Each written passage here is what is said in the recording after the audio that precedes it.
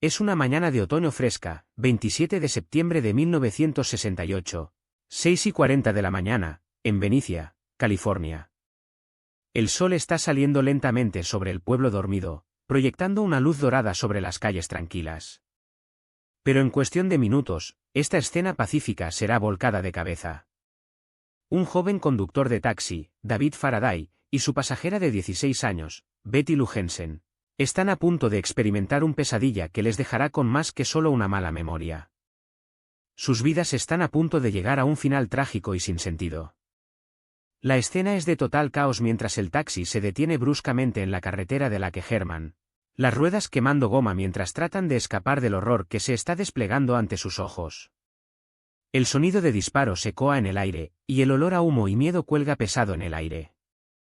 Los árboles que rodean el lago parecen cerrarse alrededor de los dos víctimas, como centinelas guardianes de un secreto oscuro y siniestro. El cielo por encima es un azul profundo, con solo unos pocos nubarrones flotando suavemente a lo largo del horizonte.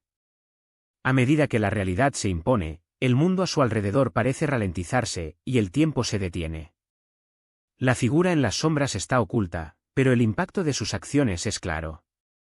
El sonido de disparos es ensordecedor, y los ecos de los disparos parecen reverberar a través de la quietud del aire matutino.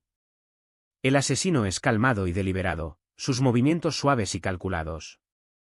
Parece estar disfrutando del momento, el poder y el control corriendo a través de sus venas como un elixir potente. El mundo a su alrededor es un borrón, pero su enfoque es singular y aterrador.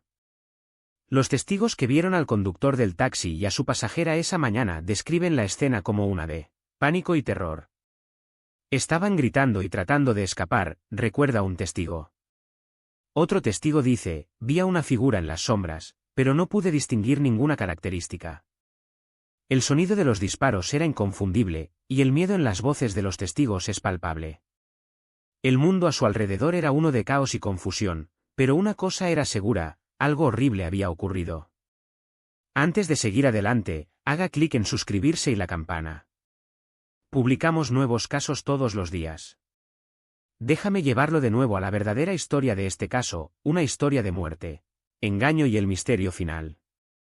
El asesino del Zodíaco, uno de los asesinos en serie más infames en la historia de Estados Unidos, dejó atrás una senda de cuerpos y pistas criptográficas que han cautivado a los entusiastas de crímenes verdaderos durante décadas. El caso sigue sin resolverse hasta la fecha, pero la leyenda del asesino del Zodíaco continúa creciendo. Un testimonio del poder duradero del miedo y la fascinación. Vamos a empezar con la historia del hombre que se convertiría en conocido como el asesino del Zodíaco. Un hombre con un sentido del humor retorcido y una afición por lo macabro.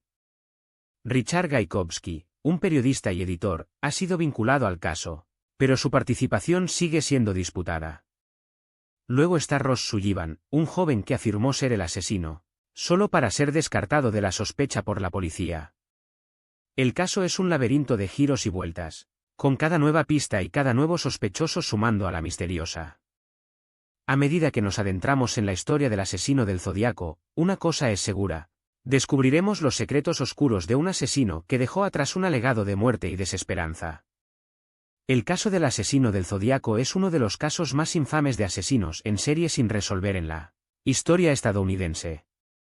La figura central en este caso es Robert Charles Arizona, sin embargo, este nombre se encontró más tarde ser un cebo rojo.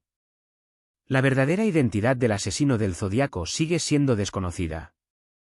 La persona en cuestión era un hombre blanco que vivía en el norte de California durante la década de 1960 y principios de la década de 1970. Probablemente tenía entre 25 y 40 años. Su vida diaria parecía ser la de un residente suburbano normal. Trabajaba como electricista, o posiblemente como mecánico, y estaba casado con al menos 2 hijos. Su familia lo describió como una persona callada y reservada que se mantenía a sí misma. Era un poco un outsider en su comunidad, pero la gente no pensaba mucho en ello. Probablemente era un cazador y un hombre del bosque habilidoso debido a su ocupación.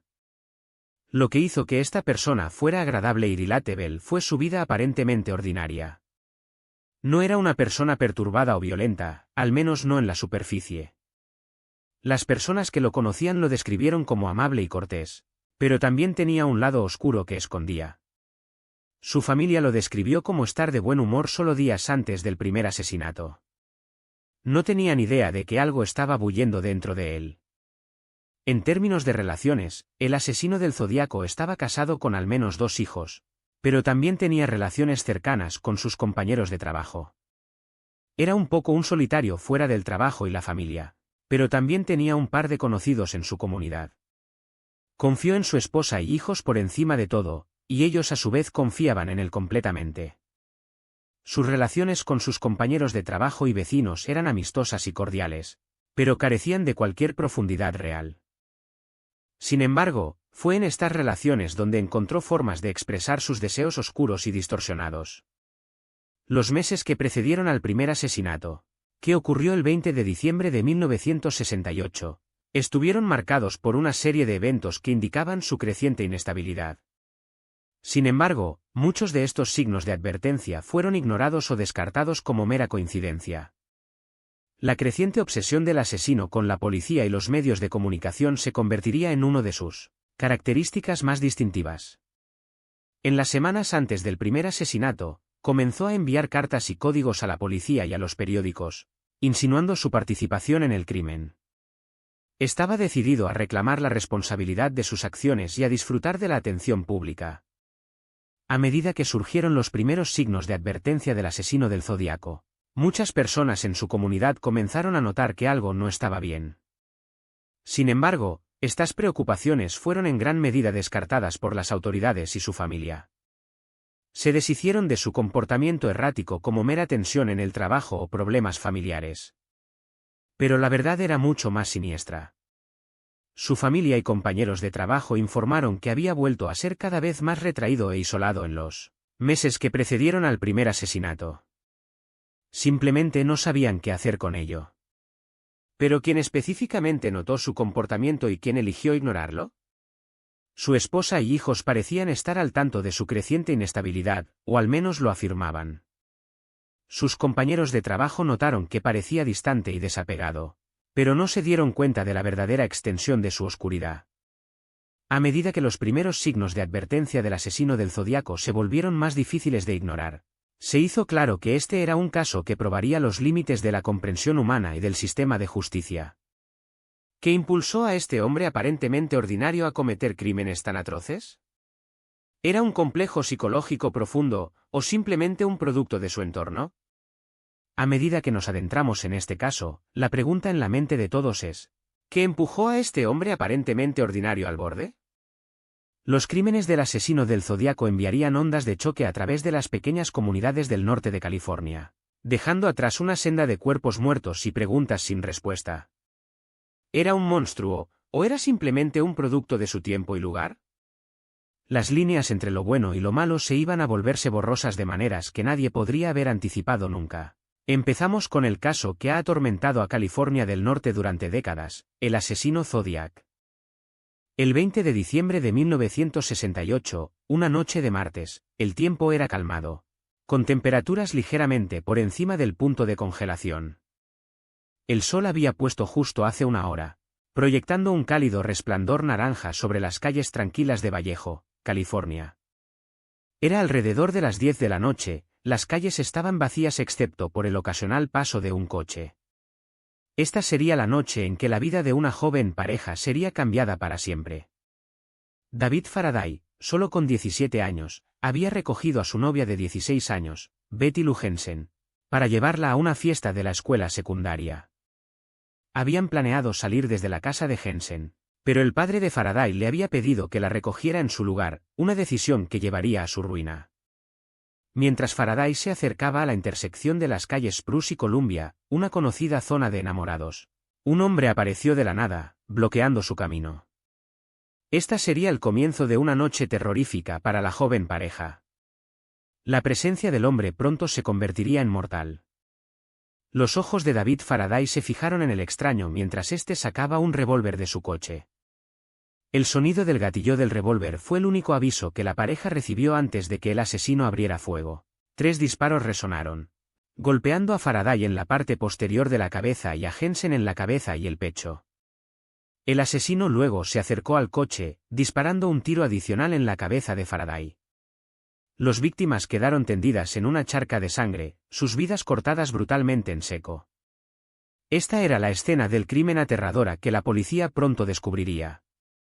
Uno de los detalles más impactantes de este crimen es el hecho de que el asesino, en un giro retorcido, tomó una pieza de la camiseta de Betty Lou Jensen como recuerdo. Esta pista macabra más tarde se convertiría en un punto focal en la investigación, con el asesino enviando la pieza a la prensa en una carta criptográfica. La imagen de la camiseta de Jensen, manchada con su propia sangre, queda grabada para siempre en la mente de aquellos que han seguido este caso. Es un acto de brutalidad que todavía envía escalofríos por nuestras espaldas hoy en día. Esto, espectadores, es la tarjeta de presentación retorcida del asesino Zodiac. Ahora, vamos a sumergirnos en la investigación, que llevaría a la policía por un camino oscuro y sinuoso de pistas, mensajes criptográficos y callejones sin salida. La primera persona en descubrir lo que había sucedido fue un vecino de la familia Faraday, quien había pasado por el coche y vio los cuerpos. La policía fue llamada al lugar poco después, y la investigación del asesino Zodiac había comenzado. Pero, como exploraremos en el próximo vídeo, la pista de pistas llevaría a una red de sospechosos enmarañada, cada uno con su propia teoría sobre la identidad del asesino. ¿Quién estaba detrás de este crimen atroz? Comenta abajo, ¿qué crees que realmente sucedió aquí? ¿El asesino Zodiac planeó este ataque con meticulosidad, o fue un crimen de oportunidad? Comparte tus teorías con nosotros, y exploraremos más a fondo el caso en nuestro próximo vídeo. A medida que continuamos desenredando los hilos de este caso, se vuelve claro el alcance completo de lo que ocurrió. Es una historia de dos vidas jóvenes cortadas en seco, y un asesino que parecía siempre estar un paso por delante de la policía. Pero, como veremos, la investigación apenas estaba comenzando a calentarse. En nuestro próximo vídeo, exploraremos la investigación y examinaremos las pistas y sospechosos que la policía persiguió. También examinaremos los códigos criptográficos y cartas enviadas por el asesino Zodiac, que se convertirían en un sello de sus crímenes. Pero, a medida que continuamos siguiendo este caso, nos quedamos con una pregunta aterradora. ¿Qué otros secretos podrían estar escondidos en las sombras de Vallejo, esperando ser descubiertos? La policía respondió inicialmente a las afirmaciones del asesino en serie Zodiac con una mezcla de escepticismo y alarma, sin saber qué hacer con las cartas y códigos criptográficos que inundaron el San Francisco Chronicle. Pronto se dieron cuenta de que el asesino estaba manipulando hábilmente a los medios, alimentando una furia de interés público. El 31 de julio de 1969, el inspector Dave Toschi fue asignado al caso, y él se convertiría en su investigador más dedicado. Toschi y su equipo trabajaron incansablemente para descifrar los códigos, pero se enfrentaban a un adversario complejo y astuto. La investigación había comenzado oficialmente, pero resultaría ser un proceso largo y arduo.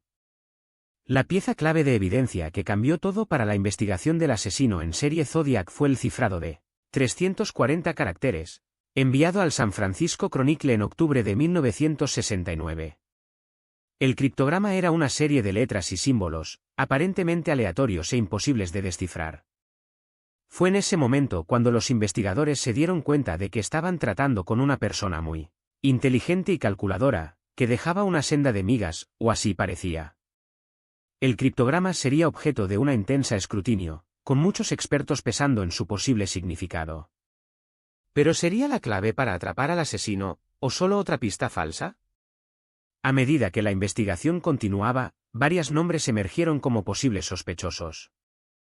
Uno de los más prominentes fue Arthur Leigh Allen, un convicto de abuso infantil que había sido identificado como sospechoso en 1971.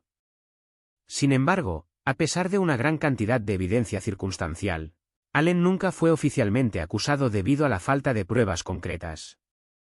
Otro sospechoso fue Richard Gaikovsky,